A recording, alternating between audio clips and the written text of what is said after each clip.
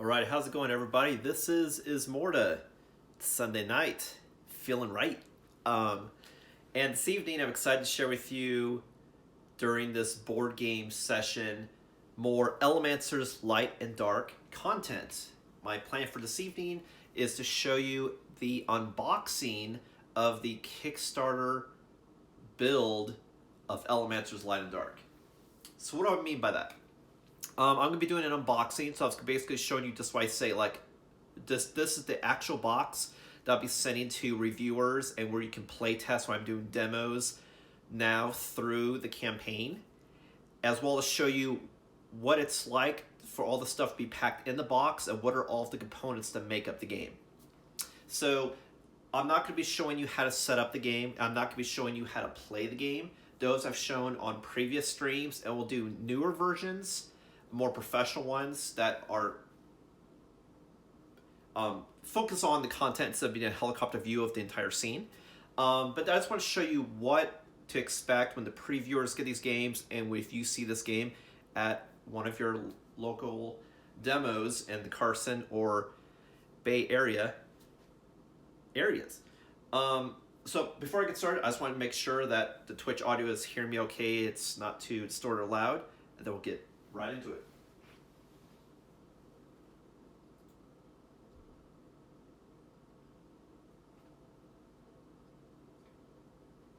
Testing 1, 2, 3.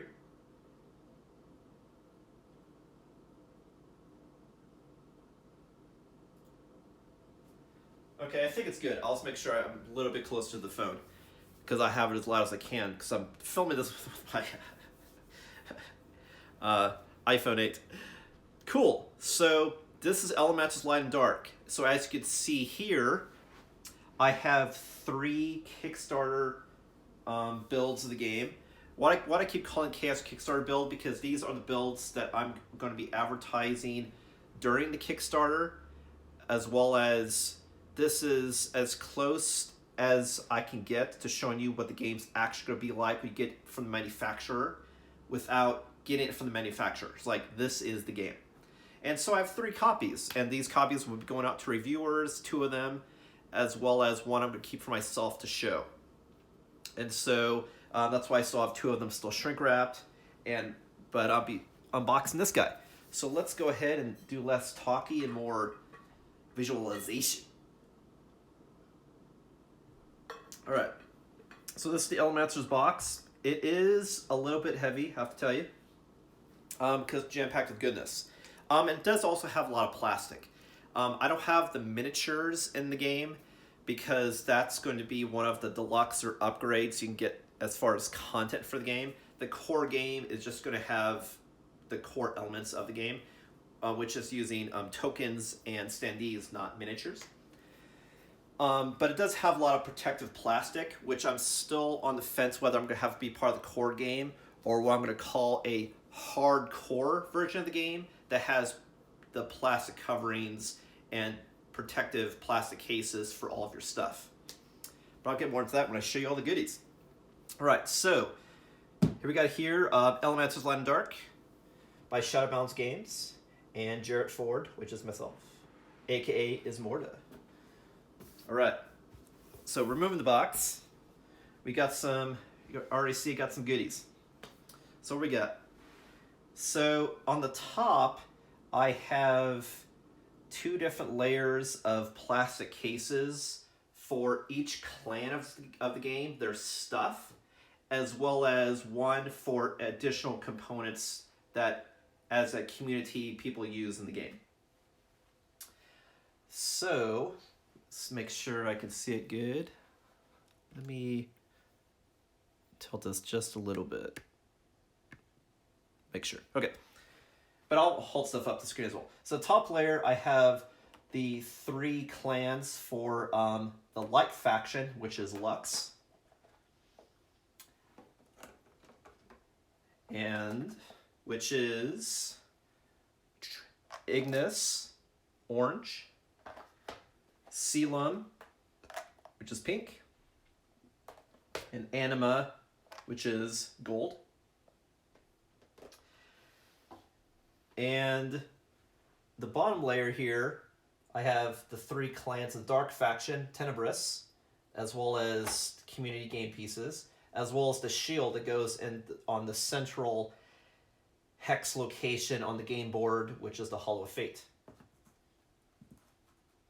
Which is a transparent, it's basically a transparent hemisphere with flange, 90 millimeters, if you're curious. All right, and then here for Dark Faction, we have Cryo, which is cyan, even though it's a more blue plastic box. We have Umbra, which is purple.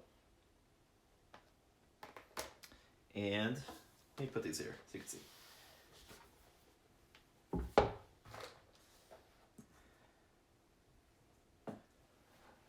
All right. And then we have Mortis, which is lime, yellow-green color scheme.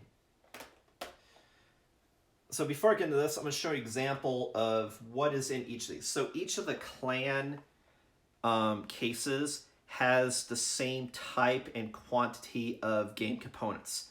Whereas mechanically and flavor-wise and art-wise, they'll be different. They all have the same stuff in every box. So we open it up. And I do like this idea of having it colored, themed by the case. So if I could definitely do this for manufacturing purposes, I will, but this depends on the cost, and maybe these will be stretch goals. I'll get more into that later this month. But I just think this is freaking cool. So anyway, you're like, hey, I want to be Mortis. What's it all about? So what's in here? Let me see if move this for time being so I can show. All right. So first off, at the top, we have a rules reference card. This actually contains all of the rules you need to know to play Elemental's Light and Dark, top to bottom. This is all you need.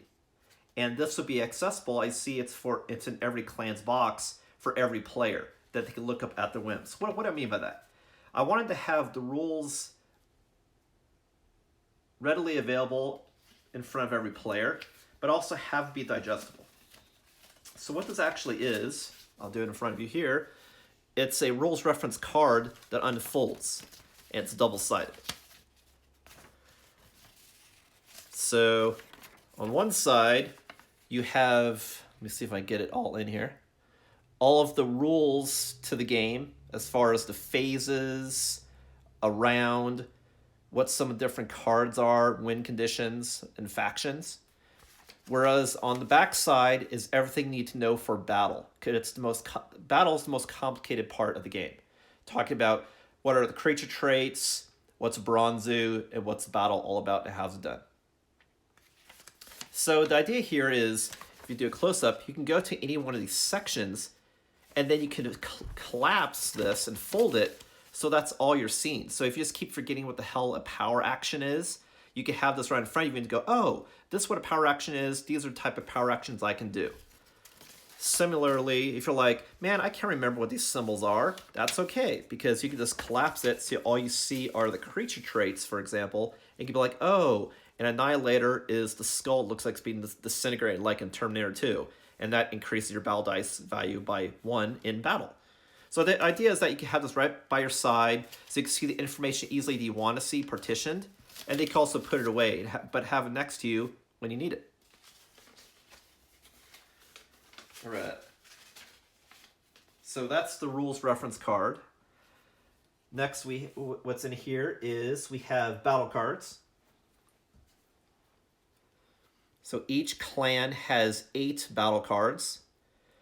I believe 4 of them are flavor-wise different per clan, but have the same abilities across all clans. Whereas the remaining 4 are unique to that clan in particular. Like, for example, only the Mortis clan can do the ability Fear, for example. Because using necro magic is a little scary. So you have 8 of these, and this is what the backs look like. Battle cards.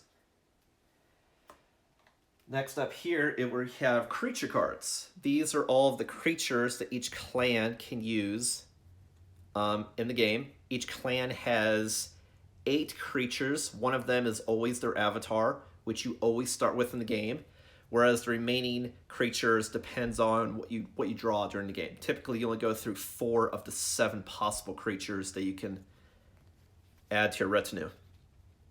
And the creature cards have art, their name, as well as the symbol here, which is the creature trait, like you may have saw when I was explaining some of the information on the rules reference card. And down the back just has company brand as well as whose clan card this is, indicated by the color. In this case, lime or yellow-green for Mortis. And you'll notice this creature card, which is the avatar, has two creature traits, which is unique to only avatars. The fact that they have some avatar abilities which have special meaning in the game, as well as a secondary ability that's what you would see like on other creature cards. All right. Third type of cards that I have in each of these, the third one, are lore cards. Let me organize this numerically. Lore cards are these vertical tarot cards that explain different story beats or events as they're triggered in the course of the game. And they go chronological. Basically, you're advancing 1 or to a particular number as indicated on the bottom, depending on what happens in the game, and that's all indicated in the rules and the rules reference card. But for example, what like all of these have are some sort of flavor text, what lore card it is, a image related to the theme of that story, and then what's the current story arc. In this case, the balance of light and dark. And this is what the back looks like. Cool. All right, so next I want to show you is the avatar standee. So again, this is the avatar.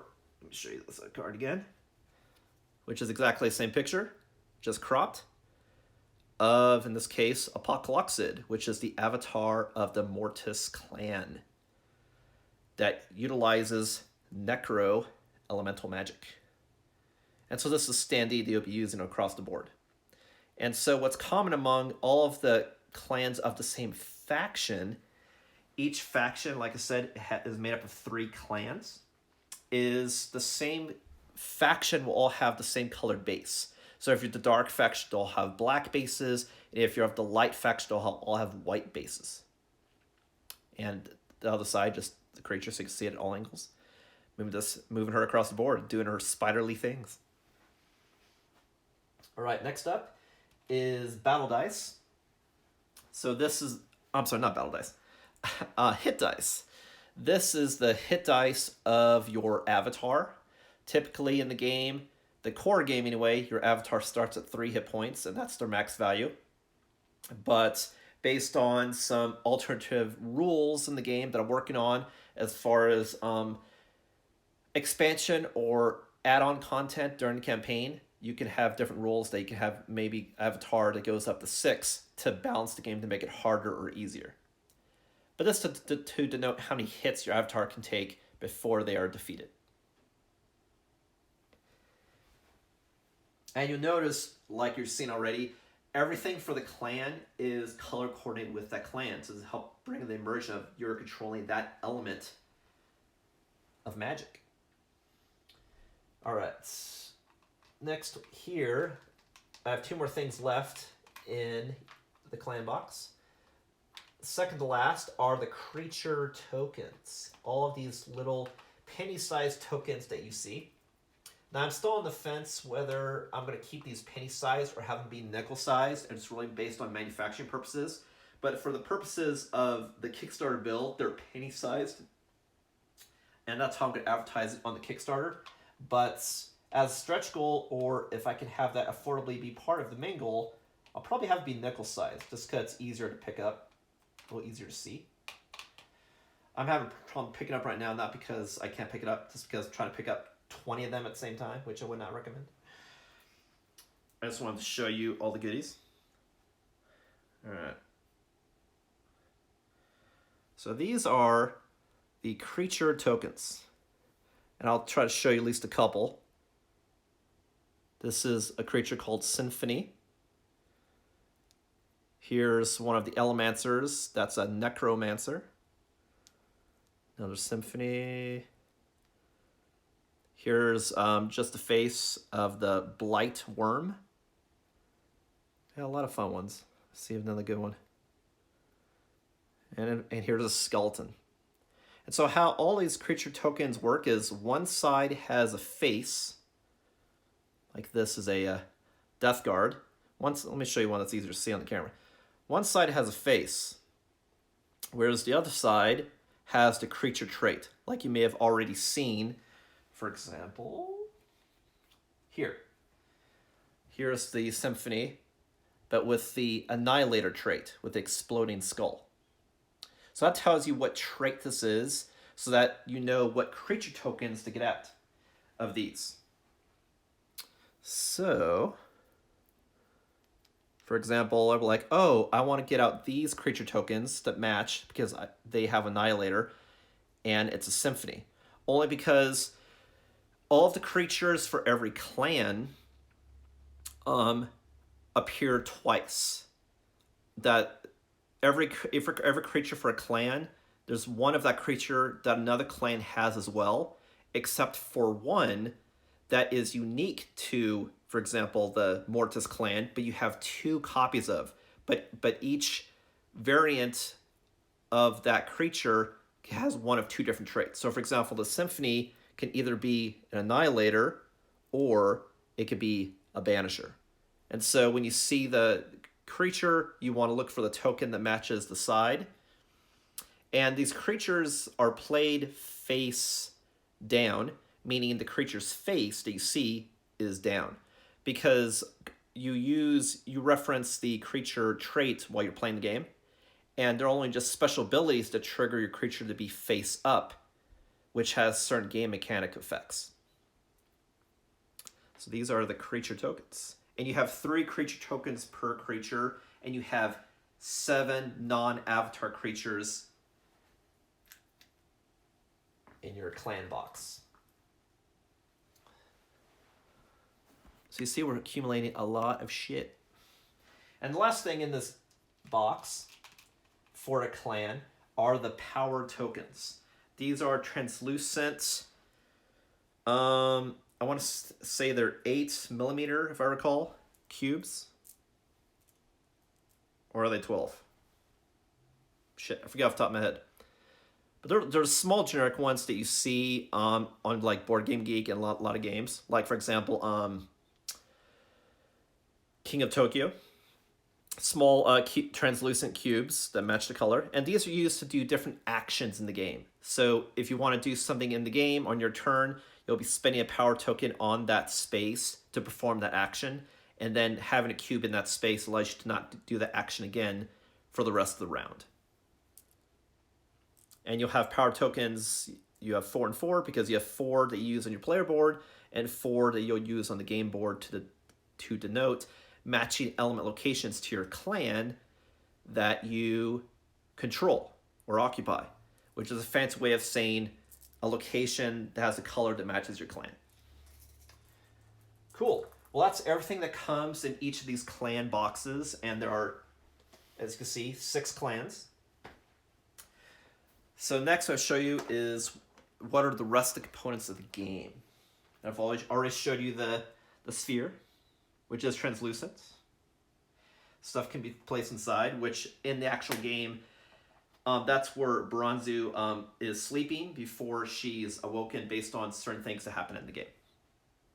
All right, so next up this is the community tray for all the remaining stuff in the game that's not tied to a particular clan. So let me put the stuff away and show you what is in that. And I like these boxes because they keep everything neat and concise. That we can say, hey, do you want to be this clan, you'll have all of the stuff that you need. That's why I really like it. Originally, for cost reasons, I was just going to do plastic bags, but the fact that they're more flimsy than a shutting box, and because they're not rigid, that could cause problems if you have cards that there's a whole bunch of weight on it and bending the cards. That's really fell in love with this box way for storage. So that's I'm really pushing to do this. But see, that's where everything goes, and bam, you're set. Oh, don't forget about your rules. Boom, ready to go. All right, so what's in this guy? So first off, let's do top stuff first. These are the remaining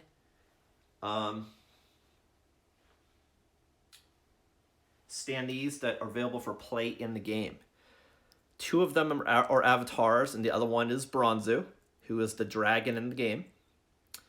So we have Leximog in the middle, Umezoa to the right, and Bronzu to the left. And you see like they still, their bases match the faction. This is the primal god of light for Lux. This is the primal god of dark for Tenebris. And then Bronzu is her own faction, and she's actually the balance of all elements, and that's why she has a clear standee. So there are game as well as story reasons why I chose those colors. All right. Next up, we have our and let me show you. Like, the reason why these are in this box is because these aren't tied to a particular clan. Like, these are faction creatures, and this is a neutral creature. So, like I said, this is non-clan specific stuff. They just put everything else. Here we have the battle cards tied to 2 of the legendary weapons in the game. The light faction dark battle cards, and the dark faction battle cards and light faction battle cards.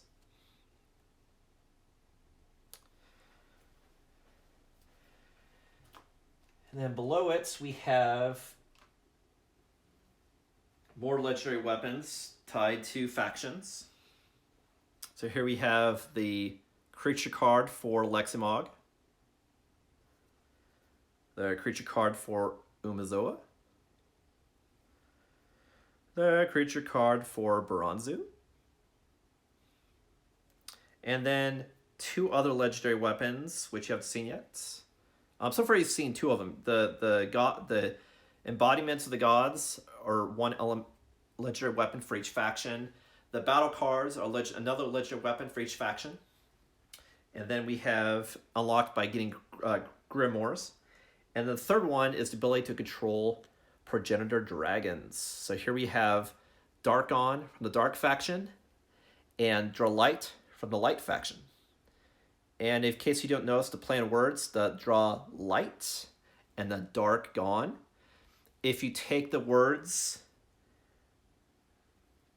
light and dark out of these 2 creatures, what does it spell? Especially when you read it this way. If you take out light and dark. That's right, it spells dragon, which is Bronzu. And you see her creature trait. The dragon, see, it shows all colors because she's embodiment of all of the magical elements in the game. As opposed to these 2 that just harnesses, you see light or dark. Cool, cool. All right, next up, let me see how we're doing on time. They're doing the chats. I think we're doing good. I don't want to have this be too long. I just want to be informative. So, all right. Next up we have are the Saga cards. You see here? So these are cards that are basically secret objectives in the game. That you're trying to get your avatar to go to one of these locations. All you have to do is move there to complete it. And the point of these Saga cards is you're trying to look for lore or the actual artifact in the game, which is part of the driving force of the game. The fact that you're trying to find the items to allow you to resurrect your primal god at the Hollow of Fate. And so these are the secret objectives like, oh, I'm trying to locate something here, or I'm trying to locate something at this location. And so there's one of every location that's on the game board that makes the entire deck. And based on what stage of the lore cards you are, like when I talked about lore cards previously, and what faction you are, you would draw a different lore saga card here. You see the saga cards have different numbers on their backs. It's based on what stage. So, for example, this says L1. That means you're on lore card. That means you're the light faction, and you're going for lore card number 1. Whereas, or it could be light faction lore card 2, or dark faction lore card number 3. And so basically, when you're drawing one of these, when you complete one, if it doesn't match the stage you're on or your faction, you would then just keep cycling until you find one that matches one that you can do. All right. I know I'm starting to get a little bit into the cool stuff, what they do in the game, even though I said when talk about gameplay, just because it's so fucking cool. But I'll try to keep focused on the components. All right, next we got here is the creature tokens for those creature cards for the progenitor dragons, the lesser dragons. Here you have the Dralight and the Darkon. Same deal, how creature cards work. They follow the same rules. They just have the dragon trait. All right. And next we got the hit dice for all of the the embodiment of the primal gods, as well as Bronzu that I showed you previously. This is their the corresponding hit dice, because each of them have hit points. And then last we have in here, in the community box, is a fistful of D8s. And these are the battle dice they're using in the game. These are dice you roll when you're doing battle. And for every creature you have, you would roll additional dice. Max 3 dice. And so you have dice that the light faction uses, that's white. The dark faction uses, that's black. And dice that Bronzu uses, which is gray. All right. Cool, so that's it for all of the plastic boxes. You already saw the shield. Lastly, what I have in the core box, let me move the stuff out of the way.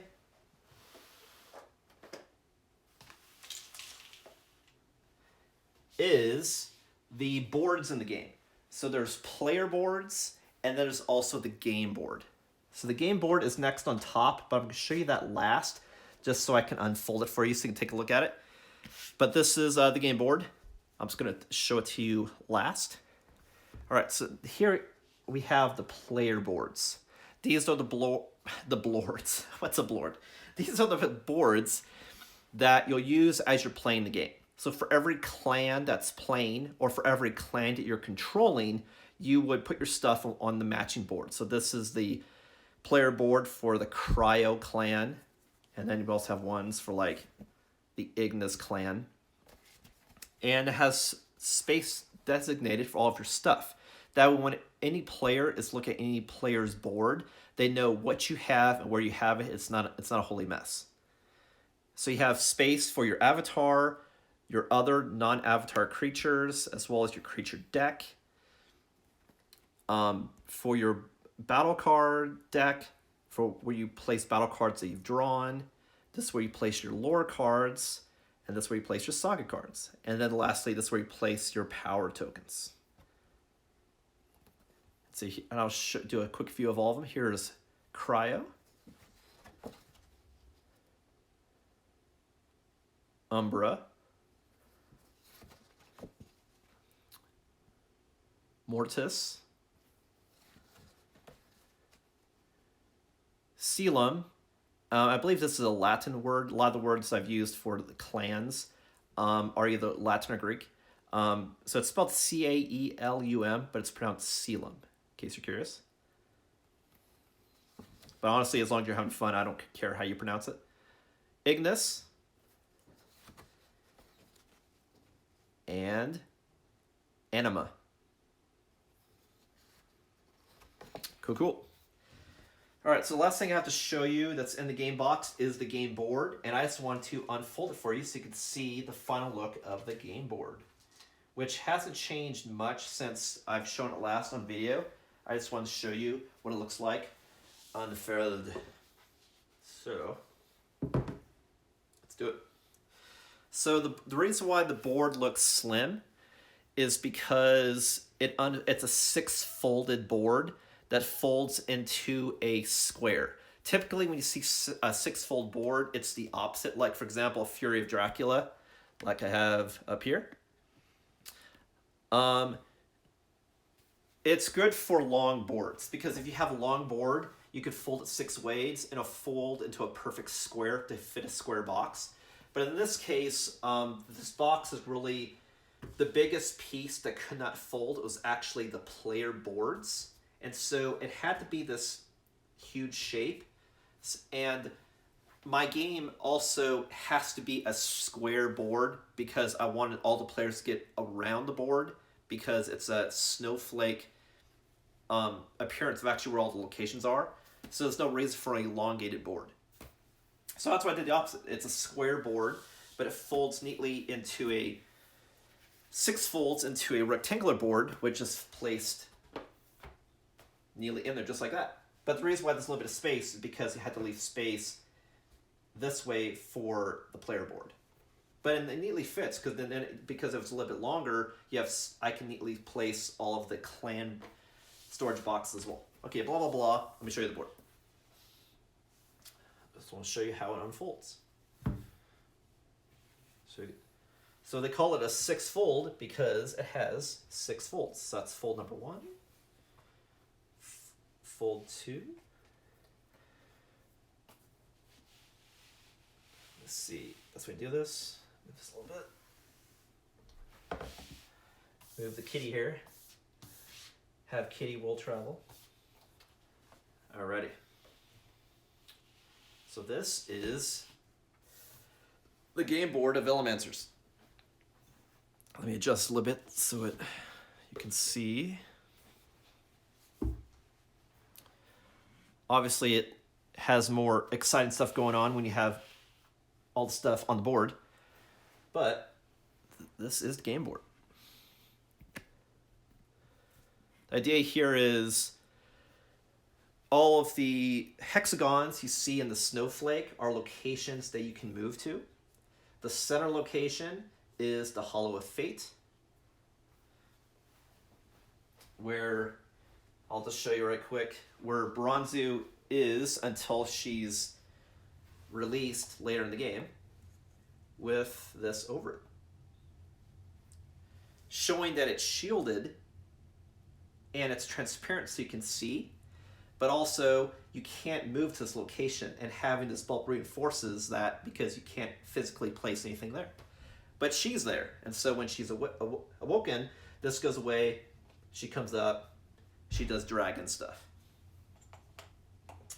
The rest of the board, why you see white and black, you guessed it, it's for each of the respective factions. So all of the light factions game stuff is that you're not doing on the game board on location is placed here as your supply area. So the dark faction supply area is everywhere else. It's black. And then the community pieces like legendary weapons and saga cards are placed in the areas that's in between the two, showing the balance of light and dark. I know, I love doing that reference, but it's so cool. So anything that both factions use are placed in the corners here. Anything that's a light or dark faction legendary weapon are placed in the respective corners. And then auxiliary stuff like power tokens and creature tokens that you're not using are placed anywhere else on the space, whether depending on if you're a dark faction or a light faction. But yeah, so that is the game pieces and components in a nutshell. So the only thing that I have not included in the game box because it's not ready yet is the beta version of the game manual. But that will be shared and be ready probably tomorrow or Tuesday. But I just wanted that to hold up showing you the components, because it's not really a component. And it's really just to the game manual, at least for this game, is just talk about the auxiliary stuff in the game. If you just want to know how to play the game, all you need is the rules reference card that I'd shown that every clan has. The game manual is more of a guide on where stuff is, what's the importance of things, and illustrating examples of doing different actions in the game. It's more of a supportive tool and not the how-to or reference tool. That's why it's called the game manual as opposed to a rules reference card. Well, this is the game. And again, this is ELEMANCERS Light and Dark. Thanks for taking the time to see what this game is, what it's all about, at least as far as what the hell's in the box. I'm going to have more videos like this every week now through the campaign to illustrate different cool things about the game so you get more info and more insight on what you can do in the game, what it's all about. So thanks for watching, and yeah, there'll be another video like this next Sunday, 7 p.m. PST. My next stream, however, is going to be this Monday, 7 p.m. PST, and I'm going to be playing, finally, getting to it, Talisman, with their latest expansion that I had bought. They could have new expansions. I haven't seen it in a long time. And again, I forget what the name of the expansion is, but off the top of my head, you have to watch to find out, but it's the one that you have objectives and gameplay after your character dies. So it's typically in Talisman, your character dies, you play as another character. But in this case, you would do something like in the afterlife before you like run back to your body and respawn like in World of Warcraft. So I thought it was a cool idea, like all this like afterlife questing. So it'll be fun to check out. It'll be my first time checking out. So if you're interested in checking out Talisman or what the hell I'm talking about, be sure to tune in tomorrow night. Well, thanks for watching, everybody. I'm super excited to be able to share the final build of ELEMANCERS Light and Dark. And again, this could be hitting Kickstarter February 11th of this year. So stay tuned. It's only a little bit more than a month away. And there'll be a lot of goodies I'll be sharing between now throughout the campaign. Thanks for watching. Again, this is Ismortah. I'll catch you next time.